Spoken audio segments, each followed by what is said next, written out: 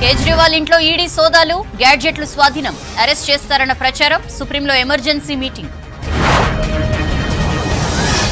రాష్ట్ర వ్యాప్తంగా పంట నష్టాలపై వ్యవసాయ శాఖ సర్వే, రిపోర్ట్ రాగానే ఎకరాకు 10,000 ఇస్తామన్న జూపల్లి. మల్కాజ్గిరి గెలిచి తీరాలి, ప్రతిష్టగా తీసుకోవాలన్న రేవంత్. ఇంకా గేట్లు ఎత్తలేదు, ఎత్తితే వరద ఆగదన్న పొంగులేటి. అమెరికాకు కష్టం వచ్చినా మోదీనే అడుగుతున్నారు, ప్రపంచ దేశాలపై పెత్తనం చేసే స్థితికి వచ్చామన్న కిషన్ రెడ్డి. 5వ రోజు ఈడీ ఆఫీసులో కవిత విచారణ, కేటీఆర్తో పాటు మొదటిసారి కలిసిన తల్లి శోభ.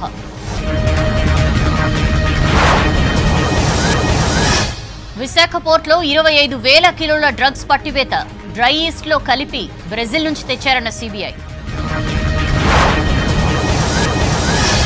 తమిళనాడు గవర్నర్ రవి తీరుపై సుప్రీం ఫైర్, రాజ్యాంగాన్ని పాటించకుంటే ఏం చేయాలని కేంద్రానికి నోటీసులు. మా అకౌంట్లు కాదు, ప్రజాస్వామ్యాన్నే ఫ్రీజ్ చేశారు, ఎలక్షన్ టైంలో ప్రతిపక్షాన్ని వీక్ చేసే కుట్రన్న కాంగ్రెస్. చెన్నై సౌత్ లో తమిళిసై, కోయంబత్తూరులో అన్నామలై, 9 మందితో Tamil Nadu BJP third list release.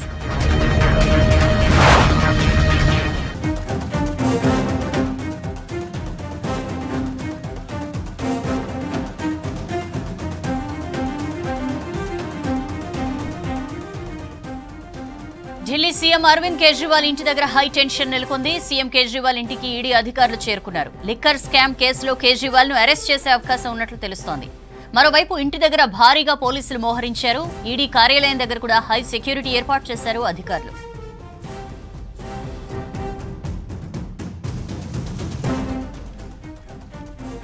Search warrant తో కేజ్రీవాల్ ఇంట్లోకి వెళ్లిన ఈడీ అధికారులు తనిఖీలు చేపట్టారు. సుమారు 12 మంది అధికారులతో కూడిన ఈడీ బృందం తనిఖీలు చేస్తున్నట్లు తెలుస్తోంది. ఏ క్షణాన్నైనా కేజ్రీవాల్ అరెస్ట్ అయ్యే అవకాశం ఉన్నట్లు తెలుస్తోంది. దీంతో ఆప్ మంత్రులు ఒకరొకరుగా కేజ్రీవాల్ ఇంటికి చేరుకుంటున్నారు.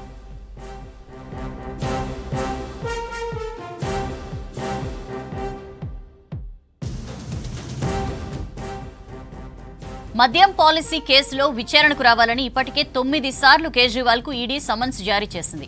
అయితే కేజ్రీవాల్ ఇప్పటి వరకు విచారణకు వెళ్లలేదు. లిక్కర్ కేసులో కేజ్రీవాల్ కు ఢిల్లీ హైకోర్టులోనూ ఊరట లభించలేదు. అరెస్టు నుంచి మినహాయింపు కల్పించేందుకు కోర్టు నిరాకరించింది. కేసు దర్యాప్తు దశలో ఉన్నందున జోక్యం చేసుకోలేమని హైకోర్టు చెప్పింది. ఢిల్లీ హైకోర్టు తీర్పు వచ్చిన గంటల వ్యవధిలోనే కేజ్రీవాల్ ఇంట్లో ఈడీ రైడ్స్ జరుగుతున్నాయి.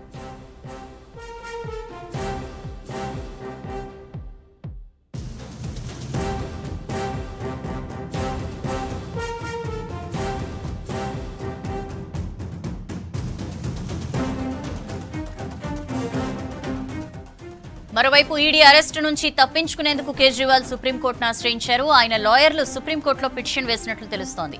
అత్యవసర జాబితాలో చేర్చి విచారణ జరిపించేందుకు లీగల్ టీం ప్రయత్నిస్తున్నట్లు సమాచారం.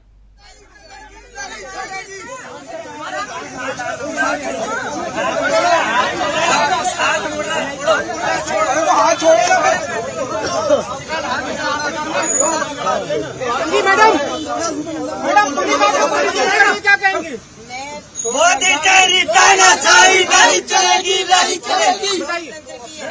जा रही है एक कार्यकर्ता अरविंद केजरीवाल जी के साथ है। अरविंद केजरीवाल जी को आप गिरफ्तार कर सकते हैं, लेकिन अरविंद केजरीवाल जी की सोच को गिरफ्तार नहीं कर सकते। हमें यहाँ शांतिपूर्वक हम प्रोटेस्ट कर रहे थे, लेकिन ये सरासर गलत है कि आप शांतिपूर्वक प्रोटेस्ट नहीं करने दे रहे।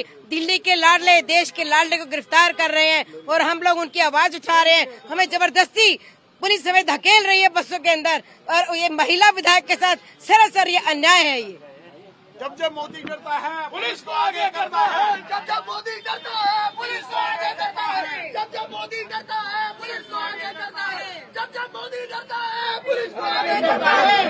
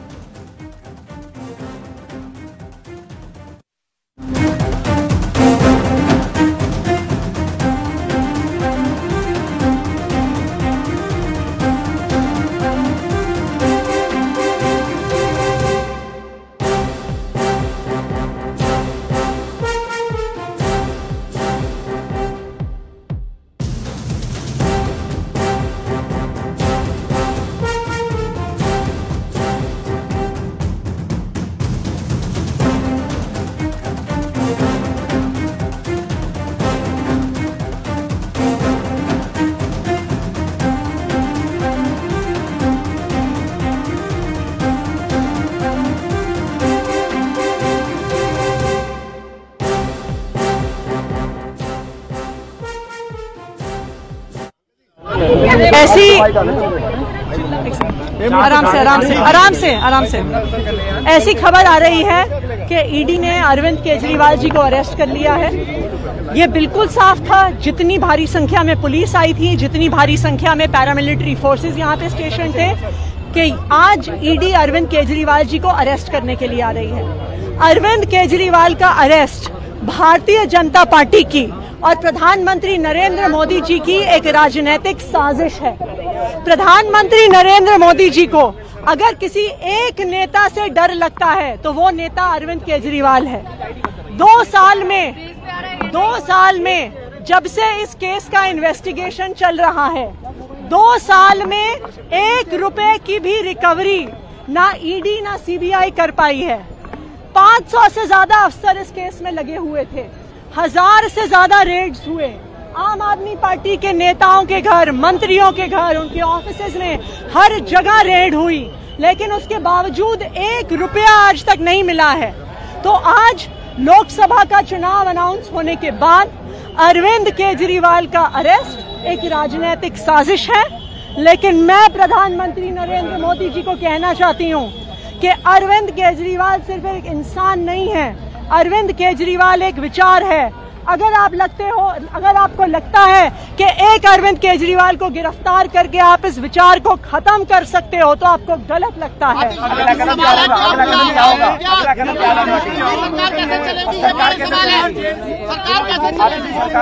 अरविंद केजरीवाल जी दिल्ली के मुख्यमंत्री थे, दिल्ली के मुख्यमंत्री हैं और दिल्ली के मुख्यमंत्री रहेंगे।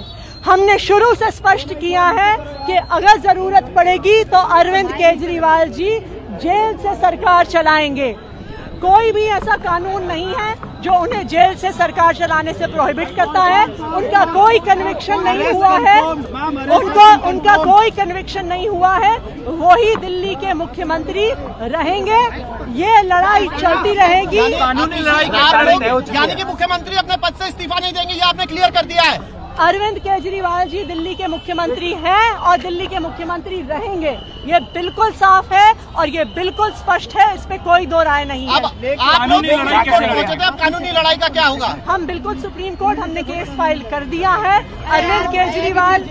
अरविंद केजरीवाल के अरेस्ट को क्वॉश करने का केस सुप्रीम कोर्ट में फाइल कर दिया है। अभी उसकी अर्जेंट मेंशनिंग के लिए हमारे वकील सुप्रीम कोर्ट जा रहे हैं। हम ये डिमांड करेंगे कि आज रात को ही इस केस की सुनवाई हो। पॉलिटिकल फाइट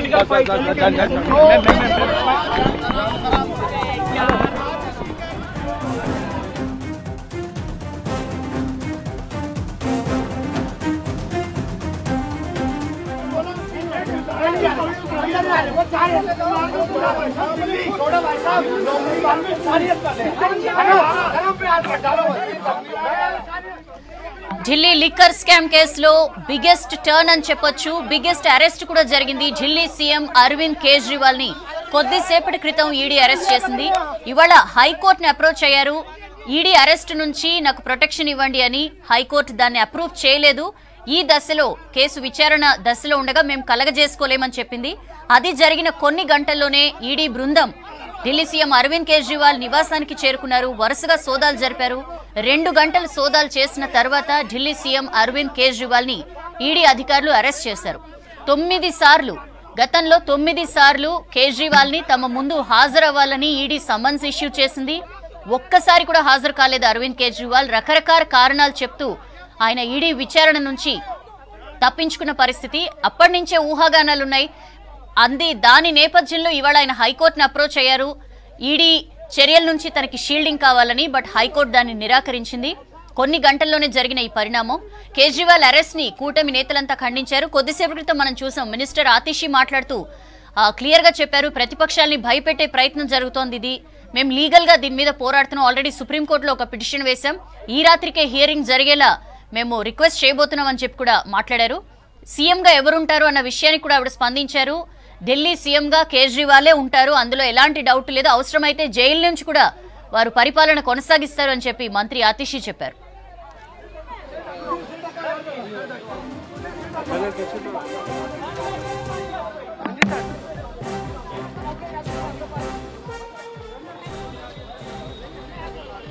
అప్డేట్స్ తెలుసుకుందాం. మదార్ మనతో లైవ్ లో జాయిన్ అవుతున్నారు. మదార్, అక్కడ సిచ్యుయేషన్ ఏంటి? అక్కడి నుంచి కేజ్రీవాల్ ని తీసుకుని వెళ్ళిపోయారా ఈడీ అధికారులు?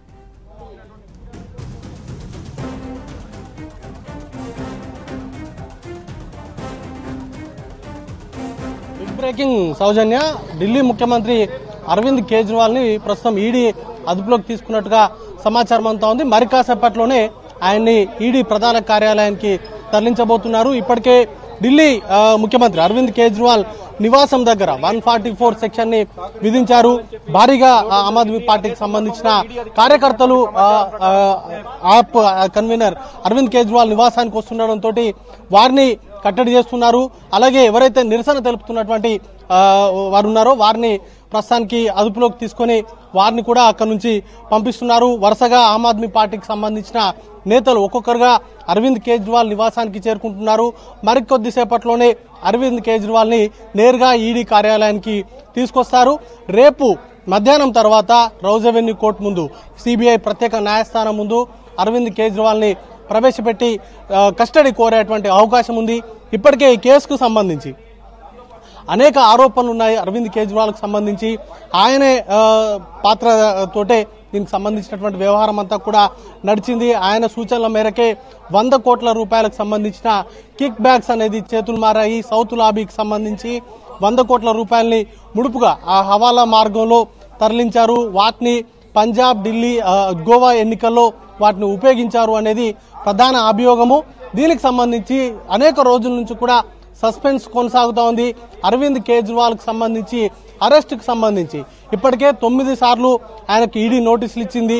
గతంలో ఎన్నికల ప్రక్రియలో ఉన్నానంటూ ఒకసారి ఆయన రాలేదు. తర్వాత నుంచి కూడా ఇప్పటి వరకు ఇచ్చినటువంటి 9 సార్లు కూడా వివిధ కారణాలు చూపెడుతూ ఆయన ఈడీకి సంబంధించిన విచారణకు రాలేదు. కేవలం ఒక్కసారి ఆయన సిబిఐకి సంబంధించిన విచారణకు ఎదుర్కొన్నారు. ఆ రోజు కూడా సుదీర్ఘంగా విచారణ అనేది కూడా సాగింది. సుమారు 7-8 గంటల పాటు సిబిఐ ఆయన్ని క్వశ్చన్ చేసింది. ఆ తర్వాత నుంచి ఈడీ 9 సార్లు పిలిచినా ఆయన విచారణకు హాజరు కానటువంటి పరిస్థితి. ఈ నేపథ్యంలోనే పెద్ద క్వశ్చన్ అనేది కూడా రేజ్ అవుతా ఉంది. ఇప్పటికే ఆమ్ ఆద్మీ పార్టీకి సంబంధించిన నేతలందరూ కూడా దాన్ని రేజ్ చేస్తా ఉన్నారు. కేవలం ఎన్నికల్లో ఆమ్ ఆద్మీ పార్టీ నుంచి అరవింద్ కేజ్రీవాల్ ప్రచారం చేయకుండా అడ్డుకోవడంలో భాగంగానే అరవింద్ కేజ్రీవాల్ తో పాటు ఆమ్ ఆద్మీ పార్టీకి సంబంధించిన కీలక నేతల్ని అదుపులోకి తీసుకున్నారు. దానిలో భాగంగానే రాజకీయ కక్ష సాధింపులో భాగంగానే అరవింద్ కేజ్రీవాల్ ని అదుపులోకి అరెస్ట్ చేస్తున్నారు అనేటువంటి ఆరోపణలు చేస్తున్నారు. లిక్కర్ స్కామ్ కు సంబంధించి ఇప్పటి వరకు అనేక సోదాలు 600కు పైగా మందిని అరెస్ట్ చేసినట్టుగా ఆమ్ ఆద్మీ పార్టీ నేతలు ఆరోపిస్తున్నారు. సుమారు దేశవ్యాప్తంగా హైదరాబాద్, ఢిల్లీ, ఇటు చెన్నైతో వంటి పలు ప్రాంతాల్లో 245కు పైగా ప్రాంతాల్లో సోదాలు అనేది కూడా నిర్వహించారు. మల్టిపుల్ టైమ్స్ మనీష్ సిసోడియా నివాసంలో, అలాగే అరవింద్ కేజ్రీవాల్ కు సంబంధించిన సంబంధికుల నీళ్లలో కూడా సోదాలు నిర్వహించారు. అయితే ఆమ్ ఆద్మీ పార్టీకి సంబంధించిన నేతల ఆరోపణ ప్రకారం ఇప్పటి వరకు ఈడీ ఆరోపిస్తున్నట్లుగా లేకపోతే సిబిఐ ఆరోపిస్తున్నట్లుగా ఈ కేసుకు సంబంధించి అరవింద్ కేజ్రీవాల్ నుంచి కావచ్చు, లేకపోతే ఆమ్ ఆద్మీ పార్టీకి సంబంధించిన నేతల నుంచి కావచ్చు, 1 రూపాయిని కూడా వారు రికవరీ చేయలేదు. అలాగే అరవింద్ కేజ్రీవాల్ కు సంబంధించినటువంటి పాత్రకు సంబంధించి కూడా వ్యతిరేకంగా ఎలాంటి సాక్ష్యాధారాలు లేవు అనేటువంటి అంశాన్ని వారు తెరపైకి తీసుకొస్తున్నారు. కేవలం బీజేపీని నిర్వహించేది ఆమ్ ఆద్మీ పార్టీ మాత్రమే. గతంలో 2 సార్లు ఢిల్లీలో బీజేపీని ఓడించింది ఆమ్ ఆద్మీ పార్టీయే. అలాగే దేశవ్యాప్తంగా కొంత వేగంగా విస్తరిస్తున్నటువంటి రాజకీయ పార్టీ ఏదైనా ఉంది అంటే అది ఆమ్ ఆద్మీ పార్టీ మాత్రమే. ఖచ్చితంగా రానున్నటువంటి లోక్సభ ఎన్నికల్లో ఆమ్ ఆద్మీ పార్టీ క్రియాశీలక పాత్ర అనేది కూడా పోషిస్తుంది. కాబట్టి ఆమ్ ఆద్మీ పార్టీకి సంబంధించిన కీలక నేతల్ని ప్రచారంలో ఉంచకుండా చేయడంలో భాగంగానే ఈడీ కావచ్చు, లేకపోతే కేంద్ర దర్యాప్తు సంస్థలను ఉపయోగించుకొని అరవింద్ కేజ్రీవాల్ ని అరెస్ట్ చేస్తున్నారు అనేటువంటి ఆరోపణలు ఆమ్ ఆద్మీ పార్టీ నుంచి వస్తున్నాయి. ఇక ఈ అరెస్టుకు సంబంధించి ఈ రోజు మధ్యాహ్నం నుంచే దీనికి సంబంధించిన ఊహాగానాలు అనేది కూడా ఊపందుకున్నాయి. హైకోర్టుకు సంబంధించి ఆయనకు సంబంధించి బలవంతపు చర్యలు తీసుకోకుండా ఈడీని ఆదేశించాలంటూ పిటిషన్ ఫైల్ చేశారు. దానికి సంబంధించినటువంటి విచారణ సందర్భంగానే ఆయనకు ఎలాంటి షీల్డింగ్ అనేది కూడా ఇవ్వలేము, ఈ దశలో తాము జోక్యం చేసుకోలేమంటూ స్పష్టం చేసిన తర్వాత అప్పటి నుంచి కూడా ఈడీకి సంబంధించి అధికారులు అరెస్ట్ చేసేటువంటి అవకాశం ఉందనేటువంటి ప్రచారం జోరుగా సాగింది. మరోవైపు మొన్న తొమ్మిదోసారి ఇచ్చినటువంటి నోటీసులో ఈ రోజు ఆయన విచారణకు రావాలి, కానీ ఉదయం నుంచి ఇప్పటి వరకు కూడా ఆయన విచారణకు రాకపోవడంతో నేరుగా ఈడీకి సంబంధించిన అధికారులు మొన్న కవితను అరెస్ట్ చేసినటువంటి సందర్భంలో ఎవరైతే కీ రోల్ పోషించారో జోగిందర్ సింగ్ అడిషనల్ డైరెక్టర్ గా ఉన్నారు ఈడీకి సంబంధించి, ఆయన నేతృత్వంలోనే ఈ రోజు అరవింద్ కేజ్రీవాల్ నివాసంలో కూడా సోదాలు నిర్వహించారు. సుమారు 2 గంటల పాటు ఆయన నివాసంలో సోదాలు నిర్వహించి సెర్చ్ కు సంబంధించిన వారెంట్ను ఇచ్చారు. దానికి సంబంధించి ఆ తర్వాత సోదాలు ముగిసిన తర్వాత ఆయనకు సంబంధించిన అరెస్ట్ మెమోను కూడా అరవింద్ కేజ్రీవాల్ కి ఇచ్చినట్టుగా తెలుస్తా ఉంది. దానిపైన ఆయన సంతకం కూడా చేశారు. మరి కాసేపట్లోనే ఆయన్ని ఈడీ ప్రధాన కార్యాలయానికి తీసుకురాబోతున్నారు. ఈడీకి సంబంధించిన ప్రధాన కార్యాలయం దగ్గర కూడా 144 సెక్షన్ ని విధించారు. ఆమ్ ఆద్మీ పార్టీకి సంబంధించి ఇక్కడ ప్రస్తుతం ఢిల్లీలో అధికారంలో ఉంది, మాస్ లో చాలా ఎక్కువ ఫాలోయింగ్ ఉన్నటువంటి పార్టీ. సో ఇక్కడ అరవింద్ కేజ్రీవాల్ అరెస్టును నిరసిస్తూ పెద్ద సంఖ్యలో ఆమ్ ఆద్మీ పార్టీకి సంబంధించిన కార్యకర్తలు హాజరయ్యేటువంటి అవకాశం ఉంది కాబట్టి ముందస్తుగానే 144 సెక్షన్ విధించడంతో పాటు ఈడీ ప్రధాన కార్యాలయానికి వచ్చేటువంటి అన్ని మార్గాలకు సంబంధించి భారీ గేట్లను ఏర్పాటు చేశారు. కేవలం అనుమతి ఉన్నటువంటి వారిని మాత్రమే లోపలికి అనుమతించేటువంటి అవకాశం ఉంది. మిగతా వారిని కూడా ఎట్టి పరిస్థితుల్లో లోపలికి రాకుండా దానికి సంబంధించినటువంటి సెక్యూరిటీ వైజ్ గా తీసుకోవాల్సినటువంటి ఏర్పాట్లు కూడా చేశారు. ఇక అరెస్ట్ కు సంబంధించి ఆమ్ ఆద్మీ పార్టీకి సంబంధించిన నేతలు కూడా కొద్దిసేపటి క్రితమే మాట్లాడారు. దీనిపైన లీగల్ గా తాము పోరాడతాము, లీగల్ గా ఉన్నటువంటి ఆప్షన్స్ అన్ని పరిశీలించబోతున్నాము. ఇప్పటికే సాయంత్రం ఈడీ అధికారులు అరవింద్ కేజ్రీవాల్ నివాసానికి చేరుకోగానే హైకోర్టు ఇచ్చినటువంటి ఉత్తర్వులను సవాల్ చేస్తూ సుప్రీంకోర్టును ఆశ్రయించారు. సుప్రీంకోర్టుకు సంబంధించి అత్యవసర విచారణ చేపట్టాల్సిందిగా సుప్రీంకోర్టును కోరినట్టుగా సమాచారం ఉంది. అయితే దానిపైన అత్యవసర విచారణకు సుప్రీంకోర్టు అంగీకరిస్తుందా లేదా అనేది కూడా చూడాల్సి ఉంటుంది. ఎందుకంటే ఒక ముఖ్యమంత్రి స్థాయి వ్యక్తిని అరెస్ట్ చేస్తుండడము, దానికి సంబంధించి ఇప్పటికే లెఫ్టినెంట్ గవర్నర్ కావచ్చు లేకపోతే స్పీకర్ కూడా సమాచారం ఇచ్చినటువంటి పరిస్థితి ఉంది. కాబట్టి దీనికి సంబంధించి మరి కాసేపట్లోనే లీగల్ గా ఎలాంటి ప్రొసీజర్ చేయబోతున్నారు అనే దానిపైన స్పష్టత అనేది కూడా రాబోతా ఉంది. సౌజన్య, రైట్ మదర్.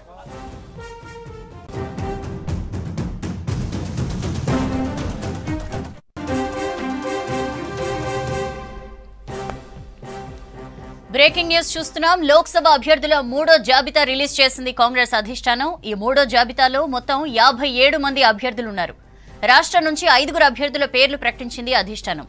పెద్దపల్లి నుంచి గడ్డం వంశీ, సికింద్రాబాద్ దానం నాగేందర్, మల్కాజ్గిరి సునీత మహేందర్ రెడ్డి, నాగర్ కర్నూల్ మల్లు రవి, చేవెళ్ల రంజిత్ రెడ్డి పేర్లను ఖరారు చేసింది.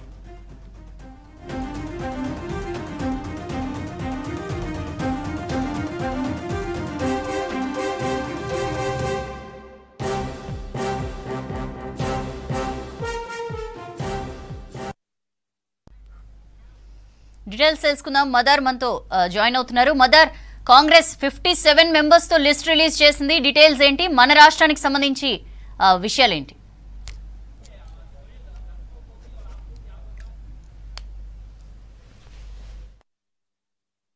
తెలంగాణకు సంబంధించి ఇది 2వ లిస్టు, ఓవరాల్ గా కాంగ్రెస్ పార్టీకి సంబంధించి 3వ లిస్టు. 3 రోజుల నుంచి కూడా సిఈసి సమావేశాలని నిర్వహించిన తర్వాత ఈ రోజు ఫైనల్ గా 3వ లిస్టుకు సంబంధించి సిఈసి ఆమోద ముద్ర తెలిపింది. కొద్దిసేపటి క్రితమే 3వ లిస్టును కాంగ్రెస్ పార్టీ అధిష్టానం విడుదల చేసింది. మొత్తంగా 57 మంది పేర్లతోటి 3వ లిస్టు విడుదల చేశారు. దాంట్లో అరుణాచల్ ప్రదేశ్, గుజరాత్, కర్ణాటక, మహారాష్ట్ర, రాజస్థాన్, తెలంగాణ, వెస్ట్ బెంగాల్, పుదుచ్చేరికి సంబంధించి మొత్తంగా ఈ రాష్ట్రాలకు సంబంధించిన అభ్యర్థుల జాబితానైతే విడుదల చేశారు. ఇక తెలంగాణ రాష్ట్రానికి సంబంధించి 5 సీట్లను అనౌన్స్ చేశారు. ఓవరాల్ గా 13 పెండింగ్ లో ఉంటే దాంట్లో 5 క్లియర్ చేశారు. ఇక మిగతా స్థానాలకు సంబంధించిన కసరత్తు నెక్స్ట్ టైం జరిగేటువంటి సిఈసి సమావేశం ఓలీ తర్వాత మరొకసారి సిఈసి భేటీ కాబోతోంది. ఆ భేటీలో మిగతా పెండింగ్ లో ఉన్నటువంటి స్థానాలకు సంబంధించిన అభ్యర్థులపైన చర్చ జరిపి వాటిని కూడా విడుదల చేసేటువంటి అవకాశం ఉంది. ఇక తెలంగాణ రాష్ట్రానికి సంబంధించి 5 స్థానాలకు సంబంధించి పెద్దపల్లి నుంచి గడ్డం వంశీకృష్ణ, మల్కాజ్గిరి నుంచి సునీత మహేందర్ రెడ్డి, ఆమె ఇటీవల బీఆర్ఎస్ పార్టీ నుంచి కాంగ్రెస్ పార్టీలో చేరారు. అలాగే సికింద్రాబాద్ నుంచి దానం నాగేందర్, ఆయన సిట్టింగ్ ఎమ్మెల్యే, ప్రస్తుతం బీఆర్ఎస్ నుంచి కాంగ్రెస్ పార్టీలో చేరారు. ఆయనకి సికింద్రాబాద్ సీట్ను కన్ఫర్మ్ చేశారు. ఇక చేవేళ్ల నుంచి గడ్డం రంజిత్ రెడ్డి, ప్రస్తుతం సిట్టింగ్ ఎంపీ, బీఆర్ఎస్ పార్టీ నుంచి ఇటీవలే కాంగ్రెస్ పార్టీలో చేరారు. ఆయనకు కూడా ఈ సీట్ని కన్ఫర్మ్ చేస్తూ కాంగ్రెస్ పార్టీ అధిష్టానం నిర్ణయం తీసుకుంది. ఇక నాగర్ కర్నూలు నుంచి మల్లు రవికి కన్ఫర్మ్ చేశారు. అక్కడి నుంచి ఇద్దరు పేర్లు పరిశీలనలో ఉండే, మల్లు రవితో పాటు సంపత్ కుమార్ల ఇద్దరిట్లలో మల్లు రవికి ఆ సీట్ అనేది కూడా ఇచ్చారు. ప్రస్తుతం ఆయన తెలంగాణ ప్రభుత్వానికి సంబంధించి ఢిల్లీలో ప్రత్యేక ప్రతినిధిగా ఉన్నారు. మిగతా స్థానాలకు సంబంధించి ఇటు వరంగల్ కావచ్చు, ఖమ్మం, భువనగిరి, ఆదిలాబాద్, కరీంనగర్, నిజామాబాద్ వంటి స్థానాలకు ఇక అభ్యర్థులను అనేది కూడా ప్రకటించాల్సి ఉంది. త్వరలోనే వీటికి సంబంధించిన ప్రక్రియను కూడా పూర్తి చేసి వాటిని కూడా వీలైనంత త్వరగా కాంగ్రెస్ పార్టీ అధిష్టానం విడుదల చేయాలని భావిస్తోంది సౌజన్య.